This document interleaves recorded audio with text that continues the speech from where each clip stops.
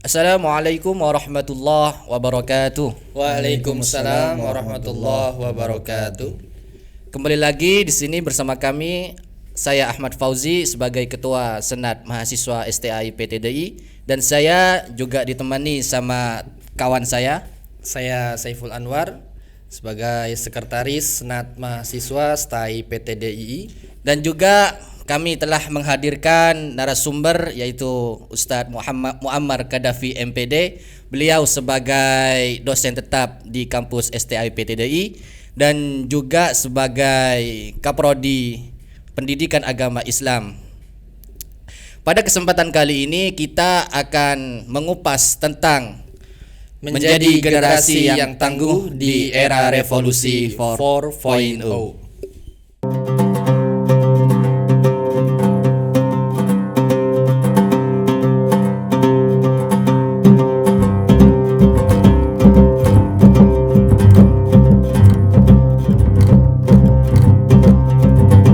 Baik, kali ini kami akan mengupas tentang menjadi generasi yang tangguh di era revolusi 4.0. Alhamdulillah, Ustadz Muammar Kadafi telah menyempatkan waktunya bersama kami di sini. Bagaimana Ustadz kabarnya? Alhamdulillah. Baik, sehat bersahaja. Jadi kita langsung aja Ustadz ya. Untuk pertama-tama kita harus tahu dulu nih teman-teman di sekitaran kampus kita, apa sih arti dari era revolusi 4.0? Begitu Ustaz. Baik, terima kasih. Bismillahirrahmanirrahim. Assalamualaikum warahmatullahi wabarakatuh. Waalaikumsalam warahmatullahi wabarakatuh. Alhamdulillah, luar biasa sekali Senat Mahasiswa STAI PTDI yang mengadakan acara podcast ini ya. Insya Allah materi kita ini akan membangun semangat generasi muda agar menjadi generasi yang unggul. Kalau bahasa alam seperti karang yang di tengah lautan, sekalipun ombak menerpa sebegitu besarnya tetap hebat dan tangguh. Kenapa demikian? Tadi ditanyakan apa sih maksud daripada revolusi 4.0 atau industri ya, industri 4.0. Menurut pakar beberapa mengatakan bahwa merupakan istilah yang umum digunakan ya, dan secara otomatis kenapa begitu? Karena ada tingkatan-tingkatan zaman. Dulu kita sering mengenal ada bahasa era globalisasi. Naik lagi sekarang 4.0. Nah, di tingkatan perkembangan industri ini yang disebut dengan 4.0 ini mengacu kepada perkembangan teknologi yang berbasis digital. Dengan demikian, inti daripada 4.0 ini menjadikan manusia itu sudah seperti robot karena industri ya, industri teknologi yang sudah sangat canggih. Bahkan banyak sekali ungkapan-ungkapan yang kita dengarkan bahwa dunia sudah berada di genggaman. Itu luar biasa. Kalau dulu waktu kita mungkin masih kecil, kita sangat tidak bisa atau susah untuk menghobi orang yang berada di jauh. Tapi sekarang sambil tiduran bisa, ya kan? Ya, ini luar biasa. Sehingga tidak sampai di situ. Sekarang kita ingin mencari tahu tentang apa saja, itu ada di genggaman kita. Artinya ini merupakan generasi yang sangat luar biasa, ya. Dan tentu kenapa topik ini mungkin diangkat oleh Senat Mahasiswa, tujuannya adalah agar lebih banyak mengambil sisi positifnya daripada hal yang negatif. Oke, saya kira begitu. Terus bagaimana konsep generasi pada era revolusi 4.0 ini Ustaz? Baik, luar biasa. Ketika berbicara masalah generasi unggul, maka ini tidak lepas dari kita bersama. Kita merupakan termasuk generasi saat ini, ya. Dan nanti kita akan memiliki generasi penerus. Saya sering mendapati ilmu dari guru saya bahwa beliau menyampaikan janganlah menjadi generasi terus menerus. Paham maksudnya? Belum Ustaz, gimana tuh kira-kira Ustaz? Jadi generasi terus-menerus ini adalah generasi yang tidak mencetak kader setelahnya. Jadi umpama contoh gampangnya, kalau sebagai imam di masjid sampai tua, sampai umur 80 yang imam dia terus, itu namanya menjadi generasi terus-menerus. Jadi tidak menciptakan regenerasi. Gitu, Ustaz, ya. Jadi tidak punya generasi. Nah kita ya saat ini mungkin menjadi generasi penerus saat ini kita. Nanti kita kan harus memiliki warisan. Ahli waris kita itu kita jadikan sebagai penerus kita. Nah sehingga bagaimana tips-tipsnya menjadikan generasi setelah kita ini tetap tangguh. Pastinya karena kita berbasis Islam, generasi penerus yang tangguh sesuai dengan Islam. Kiat-kiatnya seperti apa? Saya pernah membaca suatu keterangan bahwa pada bulan Rajab ini kan bertepatan bulan Rajab, merupakan kemenangan bagi kaum muslimin pada saat Islam dipimpin oleh Raja Salahuddin Al-Ayyubi. Iya. Kita sering mendengar sejarah itu di mana beliau membebaskan Al-Quds ya, Konstantinopel pada saat itu yang dipimpin oleh tentara-tentara salib. Kita kan enak aja mendengarnya, oh luar biasa Salahuddin Al-Ayyubi bisa memenangkan, ya kan? Tetapi seharusnya kita selaku akademisi, generasi yang unggul, ya generasi yang tangguh, harus mencari bagaimana tips-tipsnya sampai Salahuddin Al-Ayyubi sehebat itu. Ternyata kami mendapati suatu keterangan ya di dalam buku yang menceritakan tentang bagaimana kalau bahasa Arabnya itu hakadha Salahuddin Al-Ayyubi ya, bagaimana bentuk, seperti inilah bentuk Salahuddin Al-Ayyubi, kemudian dan bagaimana cara beliau membebaskan Yerusalem itu, Al-Quds itu. Nah, di dalam buku itu dijelaskan bahwa ternyata Salahuddin Al-Ayyubi tidak hanya menang begitu saja, akan tetapi sudah dipersiapkan kurang lebih 50 tahun sebelumnya. Karena sekitar 88 tahun ya, Yerusalem itu dipimpin oleh tentara salib. Nah, siapa tokoh-tokoh yang sangat berpengaruh ya sebelum diutusnya Salahuddin Al-Ayyubi itu, kita sudah sangat lumrah, sudah sangat biasa mendengar namanya adalah Al-Imam Al-Ghazali dan Syekh Abdul Qadir Al-Jailani. Luar biasa ini. Ini harus kita ungkap ya. Kenapa begitu? Al-Imam Al-Ghazali sungguh luar biasa di dalam pemikiran-pemikiran yang cemerlang, tetapi beliau ini mengidentifikasi dulu masalah, kenapa ini kaum muslimin kalah terus begitu. Dicari dulu permasalahannya. Di dalam buku itu dijelaskan Imam Ghazali menemukan permasalahan yang besar, yaitu hubbud dunia. Jadi masyarakat muslim pada saat itu cinta sekali dengan dunia sehingga lupa gitu dengan pergerakan, lupa dengan kejayaan Islam, sehingga nggak menang-menang. Nah, dengan begitu beliau memiliki pemikiran cemerlang sehingga menghasilkan apa yang mesti ditingkatkan oleh generasi selanjutnya. Di antaranya adalah tentang ilmu, akhlak, dan konsep untuk melakukan amar ma'ruf nahi mungkar. Ini 3 poin yang luar biasa.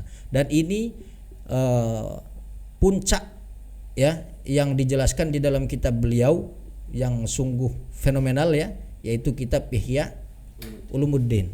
Itu intinya. Yang pertama ilmu, akhlak, amar ma'ruf nahi mungkar. Dan ini nilainya luar biasa. Kenapa begitu? Kalau ilmu kan yang pertama kan hanya untuk dirinya dulu. Dia harus punya ilmu. Yang kedua baru ada kaitannya dengan sosial orang lain. Akhlak. Ya, selain dia punya ilmu, dia harus punya akhlak. Akhlak juga banyak lagi macamnya. Akhlak kepada Allah bagaimana? Akhlak kepada sesama bagaimana? Akhlak kepada lingkungan bagaimana? Gitu kan? Nah, setelah akhlak baru amar ma'ruf nahi mungkar. Ini nilai sosial yang luar biasa. Nah, saya kira di kampus kita STAI PTD ini sangat menjunjung tinggi tiga nilai ini. Selain kita harus menjadi generasi yang memiliki ilmu yang hebat, gitu kan, dan juga kita harus memiliki akhlak.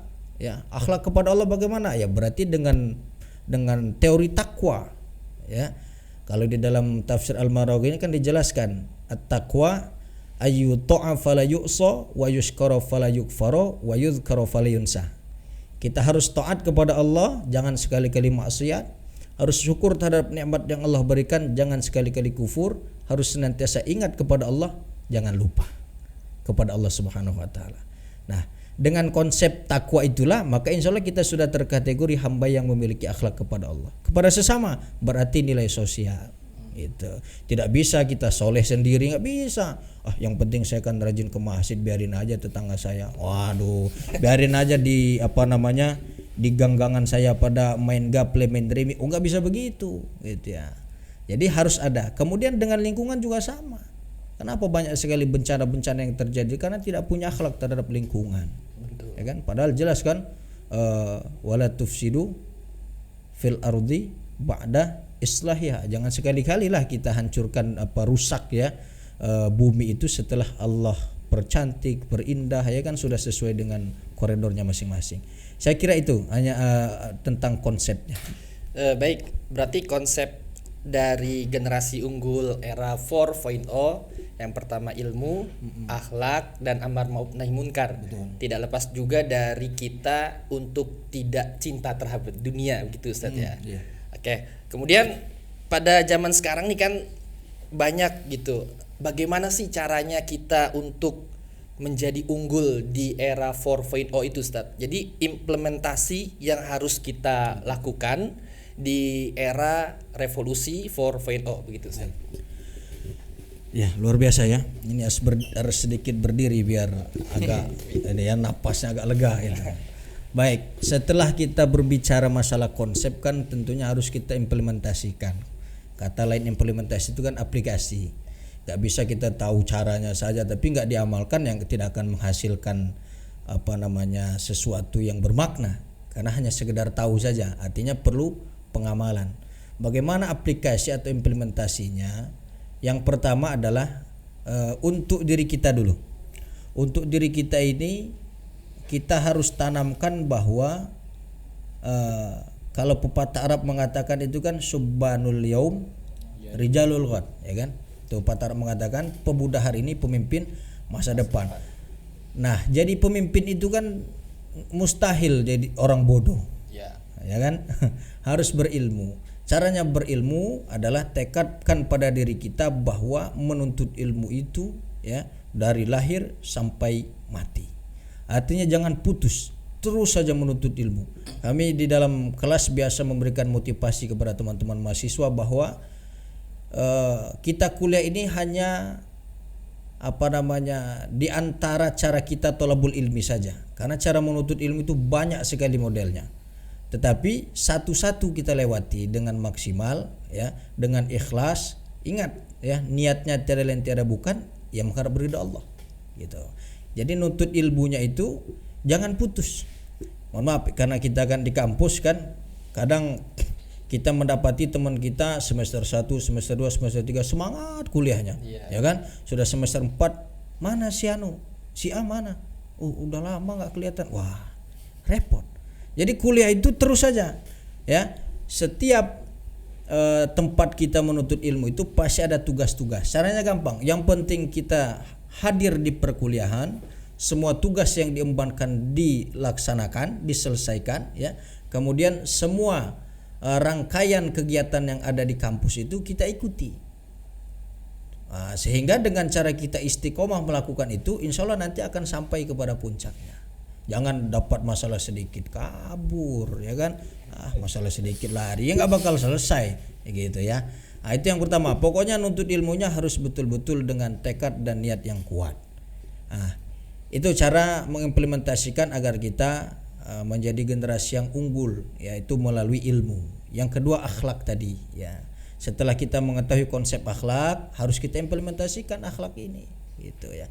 Kalau akhlak kepada sesama, kepada guru yang pertama ya, maka masuk kepada bab adab gitu ya. Selain kita punya ilmu tapi harus punya adab juga kepada sesama ya. Jangan mentang-mentang kita hebat ya kan, rankingnya 1 melulu, peringkat 1 melulu, yang lain kita anggap ini cetek, nggak bisa. Justru ketika kita mendapati teman kita di kelas itu kayaknya susah banget, nggak pernah presentasi, nggak pernah bikin makalah, nah harus kita dorong Itu biarin aja lah, dia kan bayar masing-masing, nggak bisa begitu gitu. Generasi yang unggul itu begitu. Yang ketiga adalah tadi amar ma'ruf dan nahi mungkar. Tapi kesimpulan daripada implementasi yang tiga ini, karena ini merupakan zaman revolusi 4.0 tadi, sehingga kita selaku generasi muslim harus punya benteng tersendiri, ya. Memang zaman teknologi ini dampaknya sangat luar biasa. Betul. Baik bagi pribadi, ya kan? Baik juga bagi dunia pendidikan. Berdampak. Apalagi sekarang kan zaman mohon maaf, kita kan sedang dilanda oleh pandemi, ya kan? Iya. Anak-anak itu luar biasa sekali, ya kan? Sekolahnya pakai teknologi. Nah, itu salah satu hikmah, ya. Salah satu hikmah yang bisa kita ambil. Tapi jangan sampai disalah gunakan. Kadang-kadang kita melihat banyak meme-meme yang lucu tuh di WA itu kan.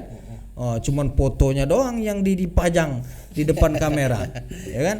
Anaknya tidur, ya kan? Ternyata gurunya juga begitu, rekaman doang ternyata. Wah, yang begini repot. Ini namanya tidak menjadi generasi unggul namanya, ya. Salah menggunakan, ya. Nah, sebetulnya harus bersyukur dengan ada alatnya, teknologi, laptop, internet inilah, ya. Maka kita harus justru lebih cerdas dan pintar seharusnya. Nah, orang yang generasi muslim yang unggul, ya, yang tangguh, mohon maaf, maka dia menjadi generasi yang tidak terpengaruh hal yang negatif terhadap teknologi tersebut. Gitu. Justru mengambil, ya, kebaikan-kebaikan terhadap teknologi. Contohnya sekarang kan bisa berjualan online lebih gampang. Iya. Nah, itu bagus kalau begitu, gitu kan. Tetapi jangan malah menjadi tukang main game melulu, ya kan. Nah, tapi yang repotnya begini, kalau ada pertanyaan bagaimana kalau jadi gamers, ya. Iya. Menghasilkan duit kan, itu kan, ya. Hasilkan. Kalau ada pertanyaan yang begitu agak repot kita menjawabnya. Yang satu dia punya sisi positifnya karena menghasilkan kan. Tetapi mohon maaf, yang begini biasanya merusak kalau terlalu, ya. Dia akan lupa. Dia lupa dengan tetangga kanan kiri, bahkan mohon maaf jangankan orang lain, ya, dengan orang tua pun lupa. Jangankan dengan orang tua, diri sendiri pun lupa makan, ya kan, karena asyik. Apalagi kepada Allah, ya kan. Allahu Akbar, ya, dipanggil azan tanggung lagi asyik. Nah, ini repot urusannya begini. Jadi ya pintar-pintar kita lah yang menjadikan teknologi ini agar bermanfaat. Saya kira itu, ya, cara kita, artinya implementasi kita di era 4.0 ini agar menjadi generasi yang tangguh, ya, jangan terpengaruh dalam hal yang negatifnya. Ya, saya kira itu. Terus bagaimana cara mengimplikasikan generasi yang tangguh di era revolusi 4.0 ini, Ustaz? Ya. Jadi begini. Dalam suatu kajian itu kita harus paham konsep. Konsep itu kan adalah sebuah teori, ya, pengertian lah bahasanya. Mohon maaf, saya kasih contoh, umpama ini HP. Iya. Konsep HP ini apa? Satu, alat komunikasi. Ya kan. Yang kedua, alat bisa juga buat usaha, ya kan. Ya pokoknya banyak lah. Oh, ini HP gitu. Kemudian bagaimana kita mengimplementasikan, mempraktekkan alat ini agar bermanfaat. Gitu. Berarti ini HP kita gunakan buat nelpon keluarga, gitu kan, buat silaturahmi, begitu. Kemudian buat share-share yang baik-baik. Nah, bagaimana implikasinya? Implikasinya, ya, ketika suatu kajian itu kita laksanakan sesuai dengan konsep, kita implementasikan dengan maksimal, maka implikasi atau dampak, ya, dampaknya itu akan berbuah manis. Bagaimana implikasi orang yang menjadikan yang hidup di 4.0 ini, tetapi dia tetap menjunjung tinggi karakter Islam, ya kan, maka insya Allah dia akan menjadi generasi muslim yang maju tetapi dalam koridor Islam, menjadi generasi muslim yang hebat tetapi dia tidak lupa dengan tetangga kanan kiri depan belakang, tidak lupa dengan sesama. Karena sekarang kita banyak melihat mentang-mentang sudah merasa modern, sudah hebat, lupa, sudah tidak peduli lagi dengan sesama. Apalagi pengen amar ma'ruf nahi mungkar. Sungguh berat sekali. Gitu, ya. Nah, dampaknya nanti adalah akan menjadi generasi penerus yang dia tegar, hebat, tangguh, tetapi berada dalam koridor Islam. Jadi tujuannya adalah li'ila'i kalimatillah. Dia jadikan HP, dia jadikan komputer, dia jadikan isi di dalam HP dan komputer di internet, YouTube-nya berbasis bernilai pendidikan, ya kan, bernilai perjuangan, ya kan. Kemudian dia juga bisa mencari dana, gitu kan. Dia gunakan buat usaha, sehingga dananya dia gunakan untuk pergerakan kemajuan Islam. Ini dampak orang yang menjadi generasi yang tangguh, ya, generasi yang tangguh, karena termasuk zaman fitnah juga sebetulnya, ya. Monggo, saya kira itu. Mungkin pertanyaan terakhir ini Ustadz dari kami. Jadi tadi kan udah dijelasin sama Ustadz tentang konsep, implementasi, implikasi dari akhlak, kemudian dari ilmu dan dari amar ma'ruf nahi mungkar. Kemudian pada zaman sekarang ini apa sih faktor pendukung dan faktor penghambat untuk kita menjadi generasi yang tangguh di era revolusi 4.0 itu Ustaz? Baik. Ketika berbicara masalah faktor, ya, faktor ini kan diantaranya adalah penyebab. Bagaimana faktor pendukungnya dan penghambatnya, serta bagaimana solusi yang harus dilakukan. Pendukungnya yang paling urgent adalah lingkungan. Kami sering mendapati remaja, pemuda-pemuda, ya kan, yang lingkungnya berbasis Islami indah. Makanya kita diperintah, ada di dalam Islam itu kan ada hijrah itu, ya kan? Kenapa? Untuk meninggalkan lingkungan yang tidak baik. Karena kalau kita belum kuat pondasi kita, lingkungan kita buruk, insya Allah gitu ya, nauzubillah min dzalik gitu ya, akan ke bawah kita. Mau tidak mau gitu kan, karena lingkungan kita. Mohon maaf sedikit lebih tinggi lagi nih pembahasannya, saya kira. Di lingkungan orang-orang atas itu, ya, kita sering mendengar ada pungli dan lain sebagainya. Sebetulnya bukan mereka itu tidak berilmu, tidak memiliki keimanan, tapi lingkungannya mengharuskan begitu. Ya kan? Memang sudah bahasanya itu sudah terstruktur begitu. Sudah terkonsep, ya. Jadi untuk menghindari itu luar biasa. Nah, ini lingkungan, ya. Yang terpenting adalah lingkungan. Karena kenapa? Kalau berbicara lingkungan kan dari out, ya. Dari eksternal, ya. Kalau internalnya ya tentunya dirinya. Cuman kan internal itu kan tidak akan bisa dibangun tanpa ada dorongan dari eksternal dulu. Betul. Ya, nggak mungkin orang langsung bisa baca Quran tanpa ada dorongan dari eksternal, ya kan? Betul. Pastinya lingkungan. Nah, ini lingkungan ini yang sangat luar biasa. Nah, kita selaku generasi muslim, ya, apalagi akademisi muslim, minimal kita, keluarga, tetangga kanan kiri, ya, teman-teman dekat kita ajak untuk sama-sama menjunjung tinggi nilai-nilai Islam. Nah, saya kira begitu. Nah, untuk faktor pendukung. Kalau penghambatnya ya luar biasa, banyak sekali penghambatnya, ya. Ya tadi yang lebih utama, ya kan, kalau remaja tersebut belum punya pemikiran yang dewasa, gampang sekali ditarik sama dia. Nah, sehingga kita harus mencari nih solusi daripada penghambatnya itu.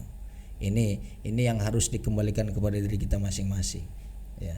Karena kita berbicara memberikan konsep pengertian kepada orang di luar kita, ya mungkin mereka paham, tapi mungkin mereka tidak bisa melakukannya. Artinya harus tetap ibda binafsi, ya. Kita mulai dari kita bersama, gitu ya. Solusinya ya kita mulai dari kita bersama, kita berikan contoh, kita berikan pendekatan, begitu ya. Sehingga pada akhirnya nanti insya Allah kita dan lingkungan terdekat kita akan menjadi lingkungan yang Islami. Ya, kita cobalah. Sekarang kan lagi PKM juga nih. Iya, ya kan? Betul, masuk lagi PKM. Nah, saat itulah kita tarik itu mana pemuda-pemuda yang biasa nongkrong waktu sholat. Nah, ayo kita gerakin. Memang yang begini kan dakwah bil hal namanya. Iya. Ya, itu luar biasa juga ininya nanti dampaknya, gitu ya, yang harus dia rasakan. Saya kira begitu. Baik Ustadz, terima kasih atas waktunya. Jadi kesimpulan dari pembicaraan kita pada kali ini bahwasanya untuk menjadi generasi yang tangguh di era revolusi 4.0 kita harus mempunyai ilmu, kemudian akhlak kita benar, dan yang tidak terpenting lagi adalah amar ma'ruf nahi munkar. Dan kemudian yang terpenting lagi adalah khairun nas anfa'uhum linnas. Jadi sebaik-baik manusia adalah yang bermanfaat bagi manusia.